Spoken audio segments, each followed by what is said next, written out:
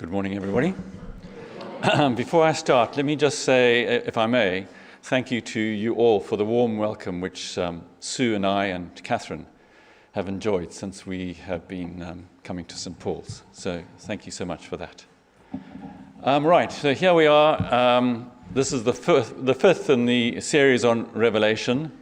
And we're starting to get a hang of this book, that it is confusing, the imagery is unreal, that time and space is manipulated in a way that we don't really understand.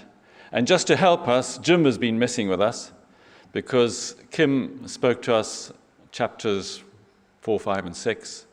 Jim came back and spoke to us chapter 3, and then Mark came and spoke to us about chapter 1. Anyway, now we're in chapter 12.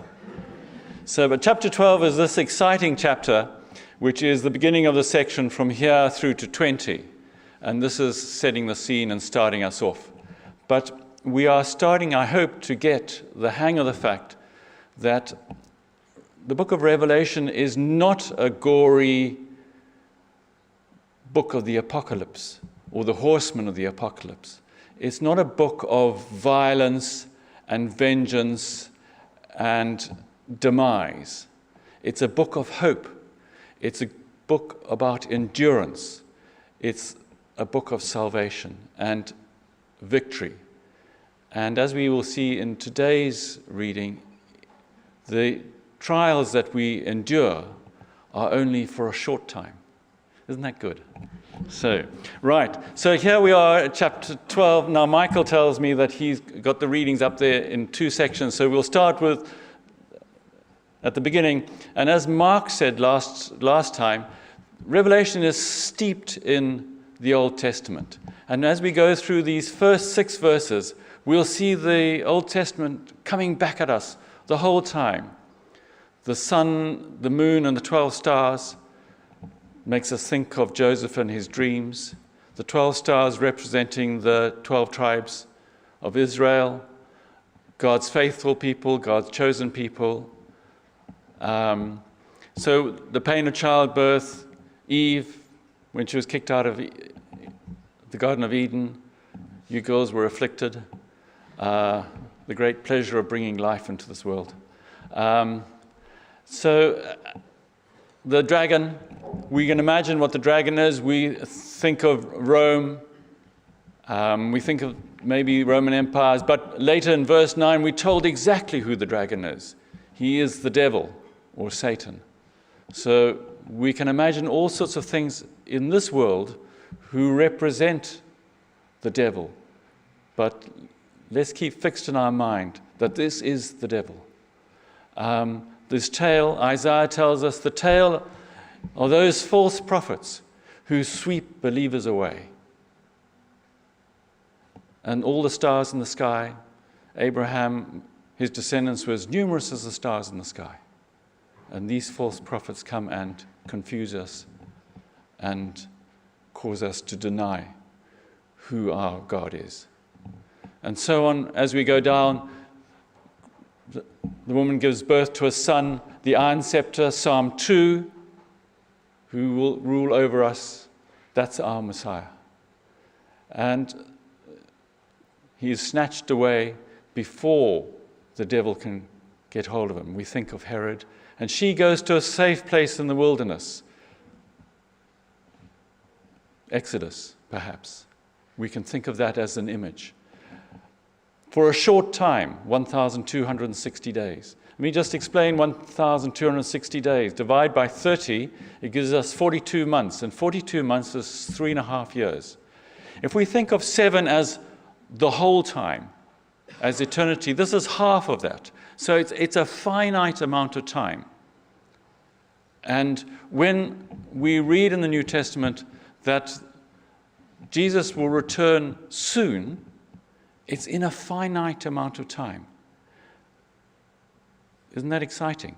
And what it tells us is that the devil's time is fixed, but God's time is eternal.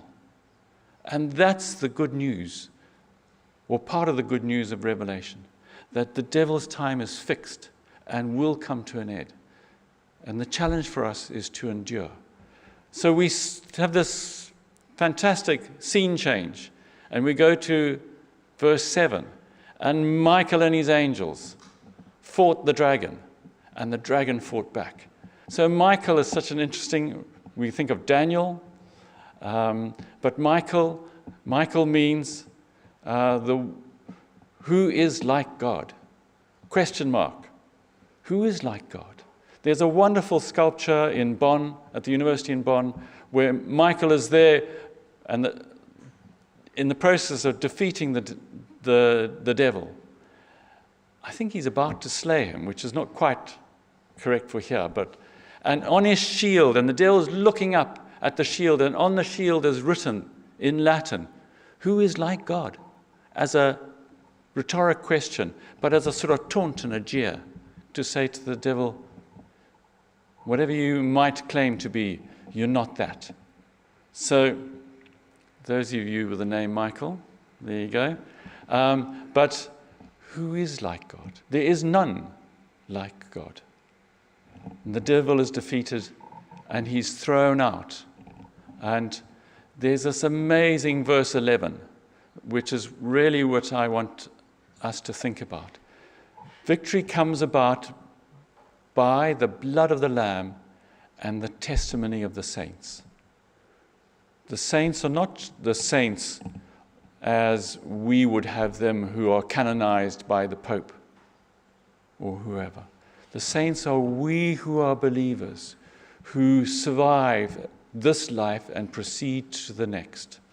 It is our testimony, and we need to be brave to proclaim what we believe, to proclaim our faith, because it is that testimony, together with the blood of our Lord Jesus Christ, that defeats the devil.